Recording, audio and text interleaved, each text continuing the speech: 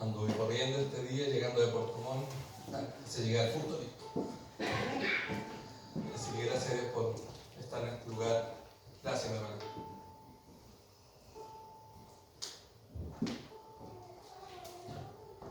Amén. Les invito a buscar en el libro de Mateo, capítulo 26, verso 28.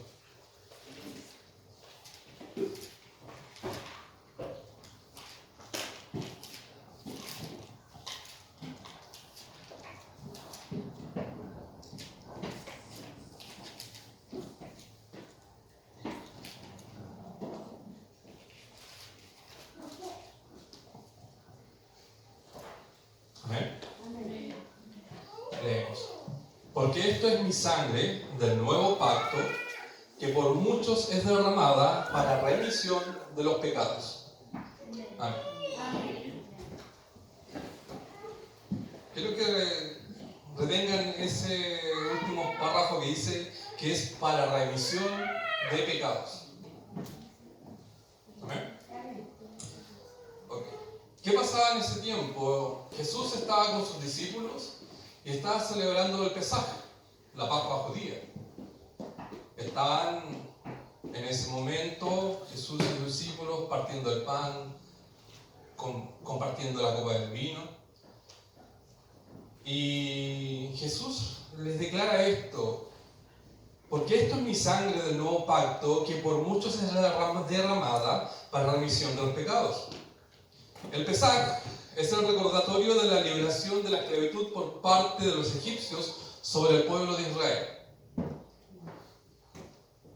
Y en el calendario judío, el día 14 del mes de Nisan, entre marzo 27 y 28, cada familia sacrificaba un cordero y luego se colocaba un poco de la sangre en los postes del dintel de la puerta. Éxodo 12, 6, 7. Después se realizaba una cena familiar donde comían el cordero asado, pan ácimo o pan sin levadura y hierbas amargas. Éxodo 12, 8. Durante 7 días se comían ácimos o pan sin levadura y se procuraba que no hubiera nada leudado en la casa. Eso está en Éxodo 12, 17, 20. En el Evangelio de Lucas,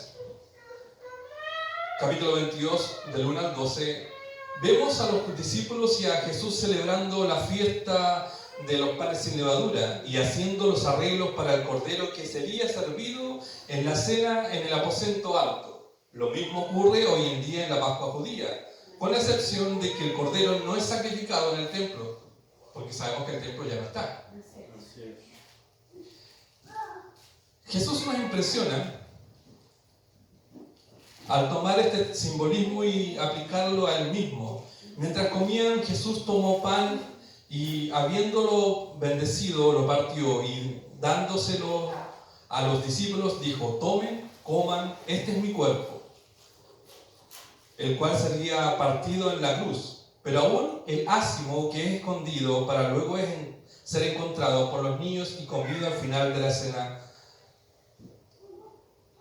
El pan se partía por la mitad, se repartía entre los que estaban presentes, pero la otra mitad se escondía para que después los niños vayan y lo busquen y así coman todos juntos esa parte que estaba escondida. Jesús hace esta referencia de que su cuerpo sería partido. El pan hace referencia al cuerpo que sería destrozado en la cruz del Calvario.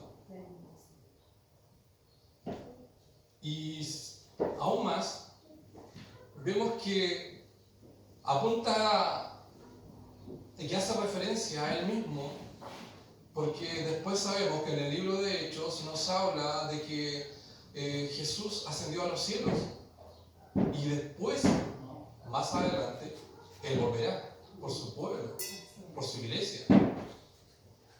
Él pasa a ser prácticamente el pan que se escondió para los niños, para que después los niños vayan y busquen ese pan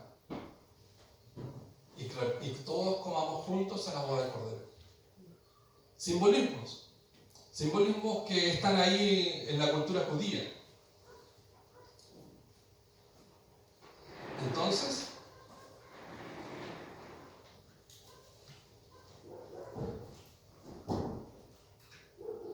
pero el ácimo o el pan sin levadura que es escondido para luego ser encontrado por los niños y comido al final de la cena nos apunta nuevamente al Mesías, el cual se ha escondido en los cielos temporalmente para que luego sea revelado en su segunda venida, cuando será encontrado visto en los cielos, viniendo en busca de su esposa, su iglesia amada.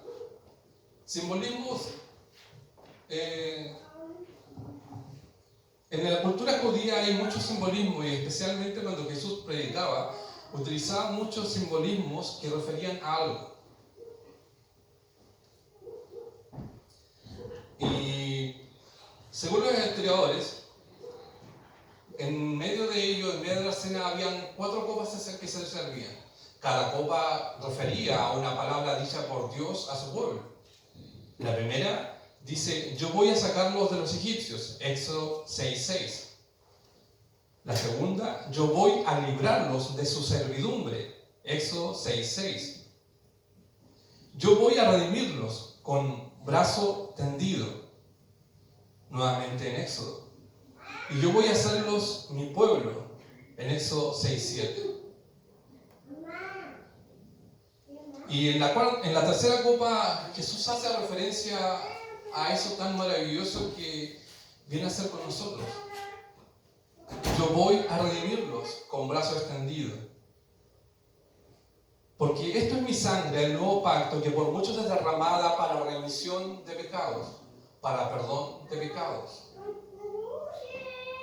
Jesús haciendo simbolismo de lo que Él iba a sufrir, de lo que Él iba a hacer más adelante y lo que sigue haciendo hasta la fecha. ¿Qué es remisión? Remisión significa enviar, y que desde ahí se deriva la palabra misión o misionero. En su sentido fundamental, la remisión de pecados significa enviar los pecados lejos. Jesús vino a redimir al ser humano de sus pecados, para enviarlos lejos. Éxodo 12 dice, y Moisés convocó a todos los ancianos de Israel y les dijo, sacad y tomad corderos por vuestras familias y sacrificad la Pascua. Tomad un manojo de hisopo y mojadlo en la sangre que estará en un librillo, y untad el dintel de los postes con la sangre que estará en el librillo, y ninguno de vosotros salga de las puertas de su casa hasta la mañana, porque Jehová pasará hiriendo a los egipcios, y cuando vea la sangre en el dintel y en los 2 postes, pasará Jehová a aquella puerta, y no dejará entrar al heridor en vuestras casas para herir. Impedirás y echarás para herir.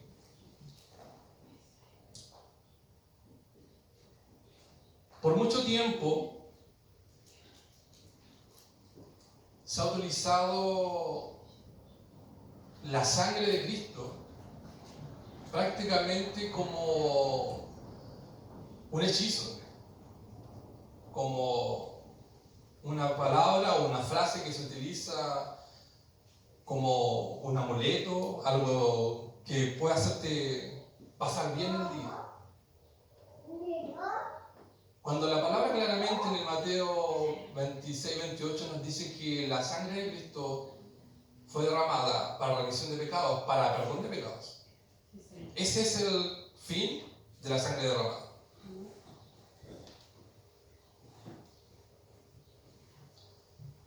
Ahora,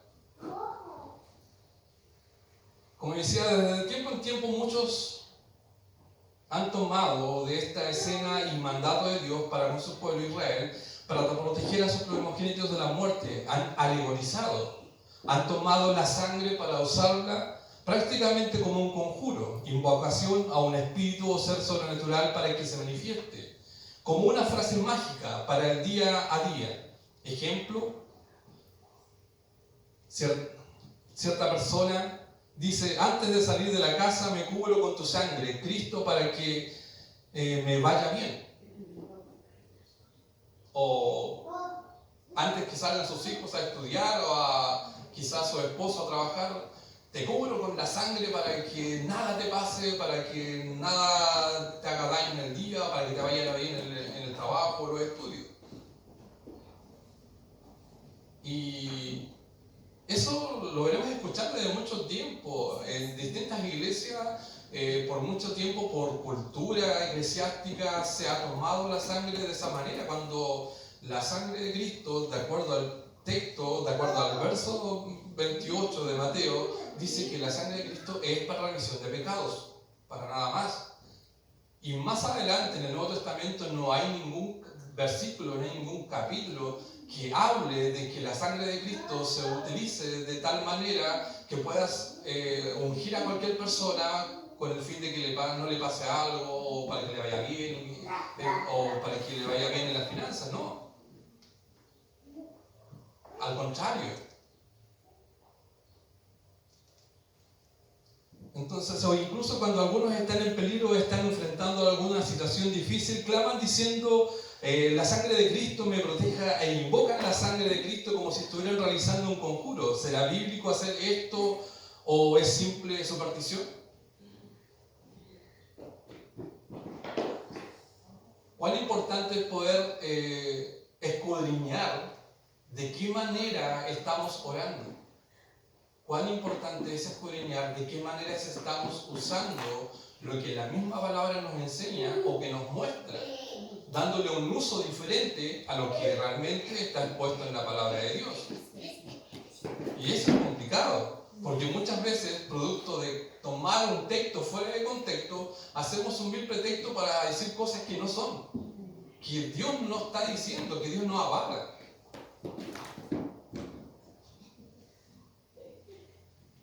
Inclusive alguna vez vi a un pastor tratando de echar fuera un demonio conjurando la sangre de Cristo. En la ciudad de Punta Arenas, un varón, pastor, apareció de la nada un endemoniado que entró por las puertas de una iglesia y comenzó a conjurar la sangre de Cristo para poder echar al demonio.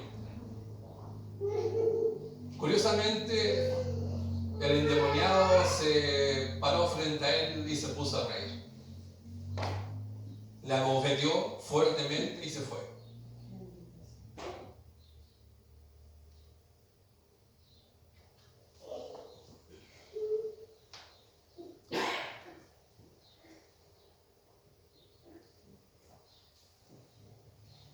Cuando la palabra claramente dice que estas señales seguirán a los que creen en mi nombre, echarán fuera demonios.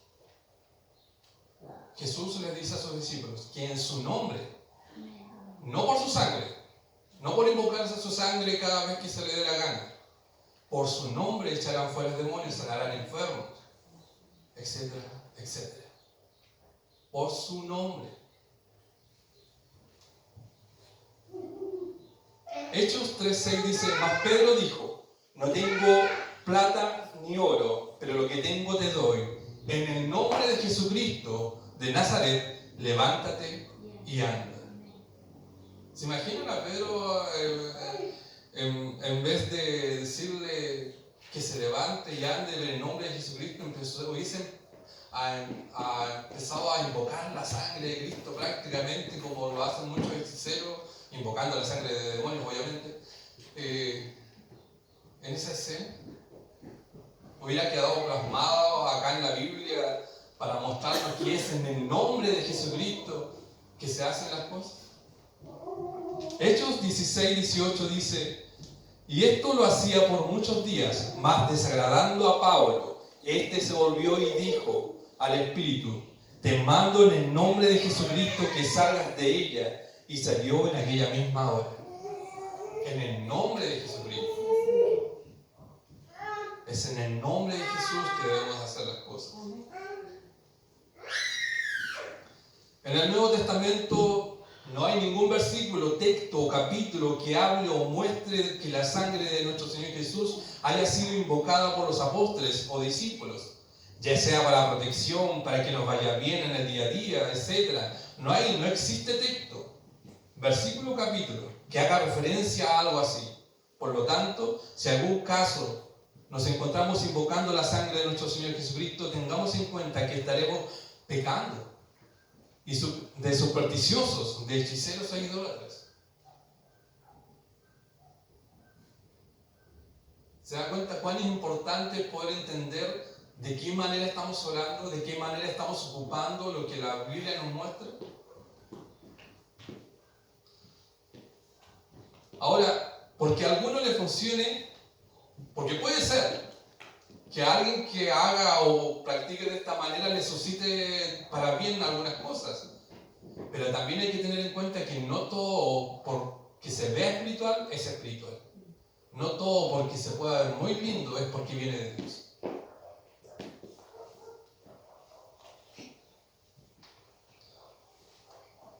Mucho menos si su santa palabra no lo enseña, y mucho más cuando sabemos que el engañador está sigilosamente atento para engañar aún a los escogidos.